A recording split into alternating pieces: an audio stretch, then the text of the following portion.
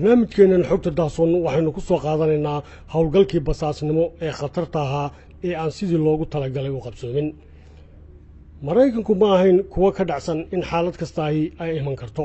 waxaana ay ku saameeyeen kuraastii fadhiga ee diyaaradan agabka qarxa, iyadoo duuliyihii diyaaradaana la siiyey irbado sun ah. waxaana ay taa sameeyeen iyagoo dareensan khatarta dul hoganaysa diyaaradan oo kor hawada sare u geli doonta masaafo 20 kilomitir ka badan. duuliyihii la oran jiray François Ganes oo ahaa sarkaal xidigla ah oo Maraykan waxa uu duuliyay diyaaradaasi oo nooceedu ahaa U2 kowdii bishii May sanadkii 1960 waxayna ka kacday saldhig ciidamada cirka Maraykanku ku lahaayeen magaalada Peshawar ee dalka Pakistan si ay howlgal basaasnimo uga soo fuliso saldhigyo istiraatiiji ah oo ay lahaayeen ciidamadii Midowgii Sofiyeeti. hay'adaha sirdoonka militariga ee dalka Maraykanku waxay aaminsanaayeen in howlgalkani ku fuli doono si nabadgelyo, maadaama ay isku haleynayeen diyaaradda nooceedu yahay U2 oo ahayd diyaaradaha duuli kara joog sare oo hawada foga,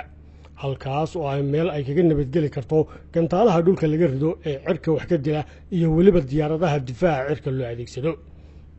Washington waxay howlgalka ugu talagashay in diyaaradda casriga ahayd oo adeegsanaysa kamaradaheeda tayada lahaa iyo agabka kale ee ku rakiban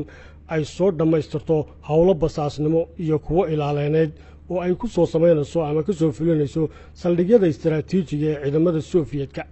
sidoo kalena ay soo duubto sanqaraha ay bixinayaan raadarada ciidamada cirka ee dalkii Midowgii Sofiyeeti.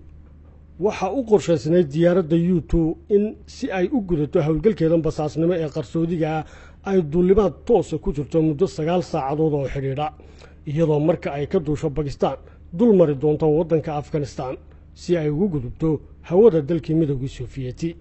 mana jirto dib u soo noqosho dhanka Pakistan ah, laakiin waxa qorshaysnay inay dhanka Yurub u talowdo tan iyo inta ay ka caga dhiganayso garoon ciidan oo ku yaala dalka Norway.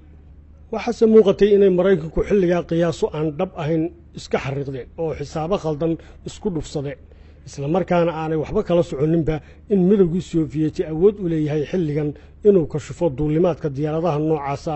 iyo in kale. haba yaraatee wax warwarahina kama haynin Maraykanka iyo sirdoonkooda in diyaaraddaasi la soo ridi karo, maadaama ay howlgallo hore oo noocaasa uga fulisay hawada dalkii Midowgii Sofiyeeti. laakiin xilligani waxa uu ahaa mid ka duwan waqtigii hore. dawacadu meesha ay macal idaad ugu barato ayay macaluul ugu baqtidaaye markii ay diyaaradda U2 gashay hawada Sofiyeetka waxaa dhinacyada kaga kacay diyaarado yaryar oo u badan noocyada miiga,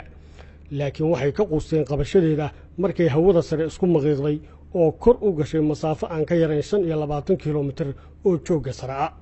waxay hadba caqabad gantaal iyo mid diyaaradeed ka gudubtaba markii ay dul haadaysay mandaqada Ekaterinburg oo masaafo dhuleed oo dhan 1600 kilomitir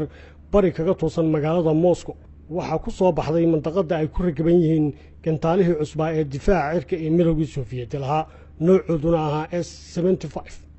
iyadoo gantaalahaasi ay kor u gaadhayeen masaafo 25 kilomitir. waxaana diyaaraddii asiibay oo ku dhacay gantaalkii koowaad ee lagu riday, kaasoo laba u kala jaray diyaaraddii U2 oo labadeedii baal dabadii dambe iyo mashiinkeedii midba dhinacu falleedhamay. waxaana markiiba qarxay qaraxyadii lagu sii rakibay si ay diyaaradda u baabi'iyaan oo aan wax xoga looga helin. xilli uu bayloodkii xidiglaha ahaana ka goostay baarashuudka oo ku soo dhacay meel tuulo ah, isagoo ku dhici waayey inuu isku diro irbadii sunta ahayd ee la sii siiyey, kana door biday inuu noqdo maxbuus dagaal,